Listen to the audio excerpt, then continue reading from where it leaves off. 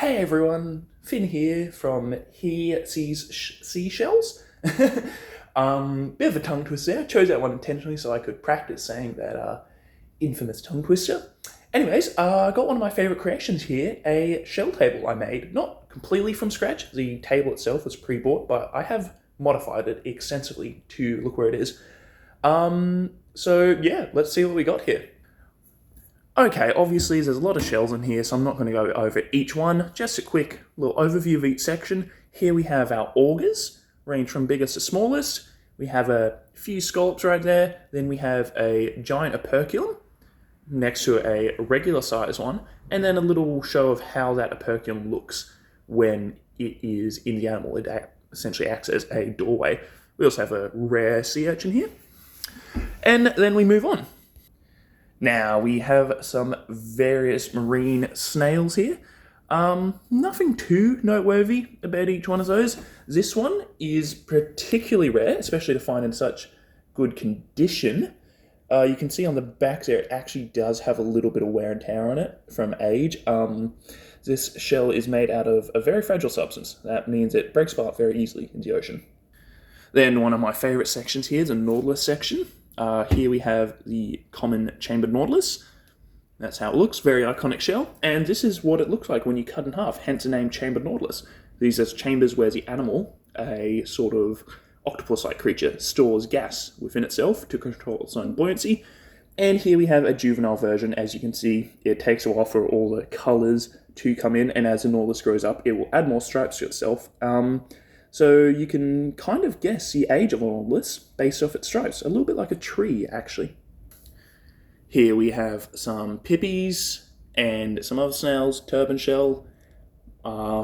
Fairly uninteresting section. I know it's what I made myself, but I think I might spice this section up a little bit more.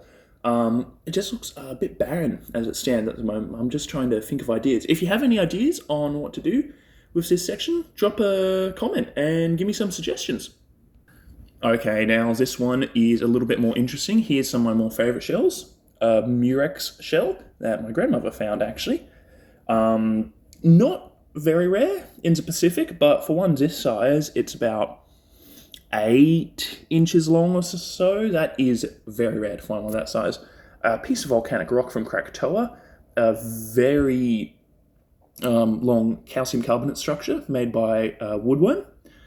Essentially, it's species that have fossilized. To find it like this, to curl like that in that condition, very rare. That's a more regular size Murex right there. And yeah, just a few more bits and bobs we got going on. Then we have a two-parter here, cone snails, in order from largest to smallest.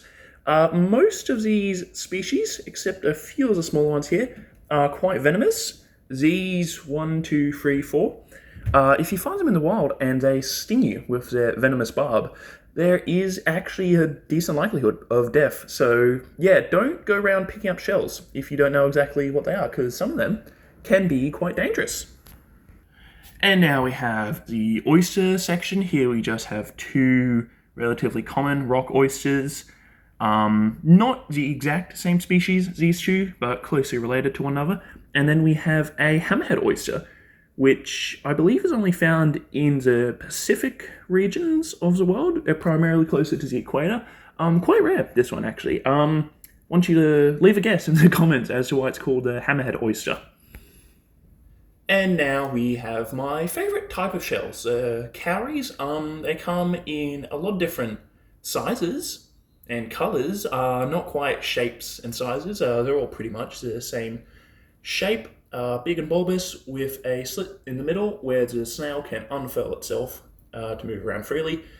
We got some tiger cowries here.